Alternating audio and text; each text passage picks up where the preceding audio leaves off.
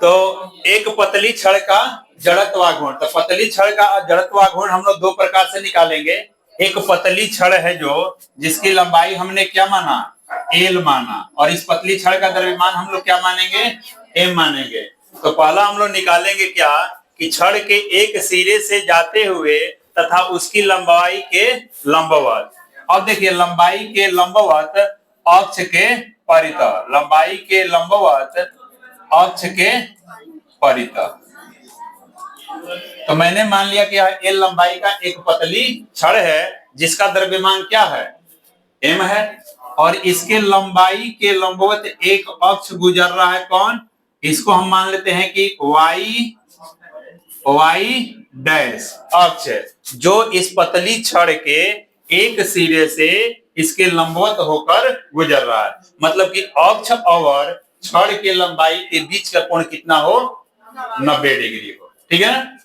तो अब हम क्या करेंगे, अच्छा उसके बाद हम इसमें कुछ रचना करेंगे कि इस पूरे छड़ का हमें निकालना है। तो ये जो छड़ होगा अगर हम इसे छोटे छोटे टुकड़ों में काटेंगे तो अनेक प्रकार के ऐसे छोटे छोटे टुकड़े मिलेंगे कि नहीं मिलेंगे, छोटे छोटे ऐसे टुकड़े मिलेंगे जिसमें इस छोटे टुकड़े का मैंने चौड़ाई या मोटाई मैंने क्या मान लिया, dx, और इसका द्रव्यमान हमने क्या मान लिया, dm मान लिया, और माना कि इस लंबवत अक्ष से इसकी दूरी क्या है, x है, और इसको हमने छड़ की लंबाई को क्या कौन सा अक्ष माना था, x अक्ष माना था। दिक्कत कोई नहीं है दिक्कत। तो जो हमने डायग्राम बनाया उसके अनुसार हम लोग क्या कर लेंगे, लिख लेंगे। तो क्या लिखेंगे, माना कि, ठीक है ना, एम द्रव्यमान का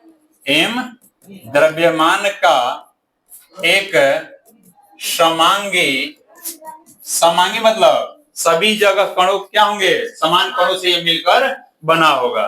तो समांगी पतली छड़, इस छड़ का हम कुछ नाम दे देते हैं ए बी, समांगी पतली छड़ ए बी है, जिसका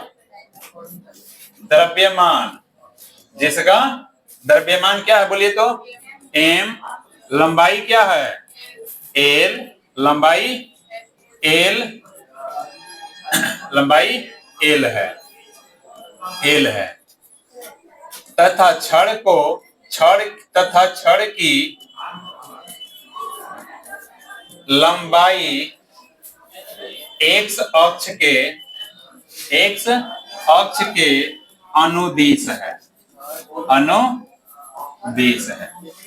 ठीक है। इसलिए छड़ के प्रति एकांक मतलब 1/, ना, प्रति एकांक लंबाई का द्रव्यमान, तो छड़ के प्रति एकांक लंबाई के द्रव्यमान को हमने मान लिया m, और m बराबर होता है 1/, लंबाई का मतलब गुणा ना द्रव्यमान, यानी m बराबर हम लिखेंगे क्या, m/l। ठीक है। पुनः माना कि यह छड़ छोटे टुकड़ों से मिलकर बना है, जिसमें किसी एक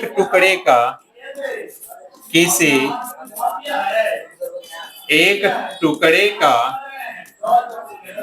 द्रव्यमान dm एवं चौड़ाई क्या है बोलिए, चौड़ाई dx है, एवं x अक्ष से y अक्ष से दूरी कितना है इस टुकड़े का, दूरी x है। इसलिए y अक्ष से इसकी दूरी क्या है, x है ना, इसलिए हम लोग क्या लिख सकते हैं, छड़ के टुकड़े का द्रव्यमान, छड़ के टुकड़े का द्रव्यमान, तो छड़ के टुकड़े के द्रव्यमान को हम लोग क्या मानेंगे, डीएम, माने है ना ऊपर, तो डी एम बराबर बोलिए हम लोग कितना लिख सकते हैं, तो प्रति एकांक लंबाई का जो छड़ है यानी एम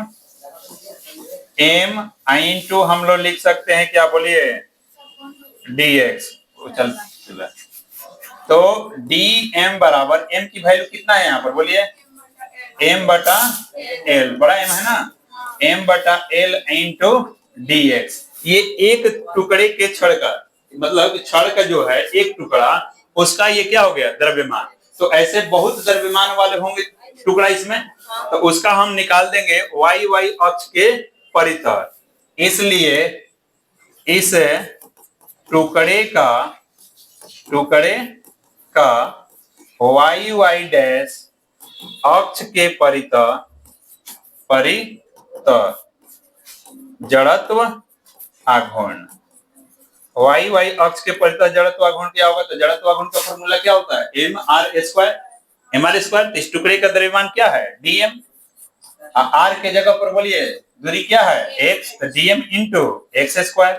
तो dm की वैल्यू देखिए यहां से कितना है m बटा l into dx into x² बराबर हम लोग लिख सकते हैं m बटा l x² इंटू dx।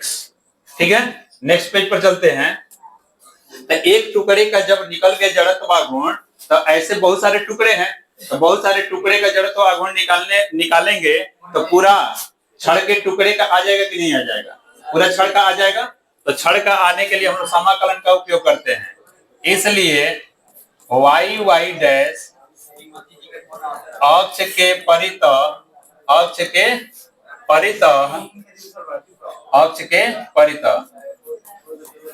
पतली छड़ का जड़त्व आघूर्ण, ठीक है ना।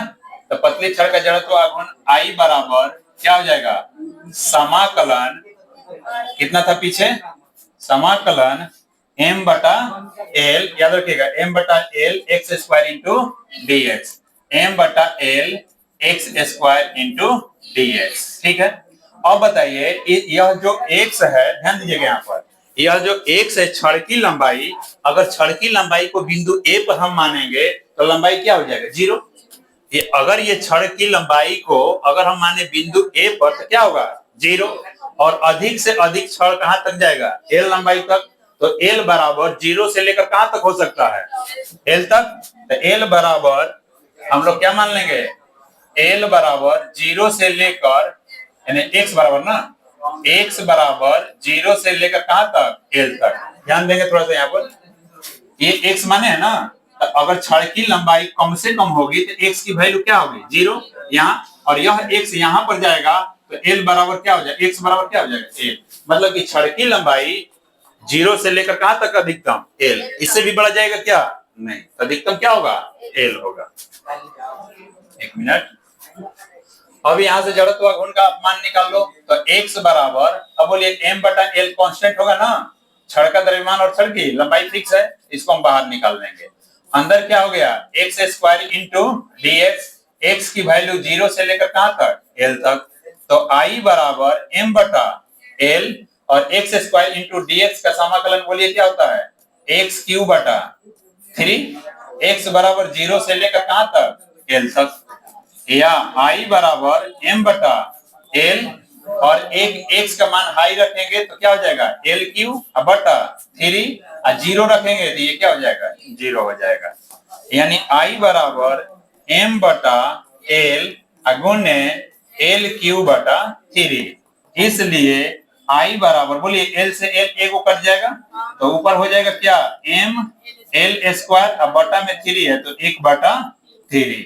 अतः पतली छड़ का जो जड़त्व आघूर्ण होगा उसके लंबाई के लंबवत एक सिरे से होकर जो अक्ष गुजर रहा है इसके परितः जड़त्व आघूर्ण का मान कितना हो जाएगा, बोलिए 1/3 ml²। दिक्कत कोई यहां तक, चलिए ठीक है, तो आप लोग उतार लेंगे इसको।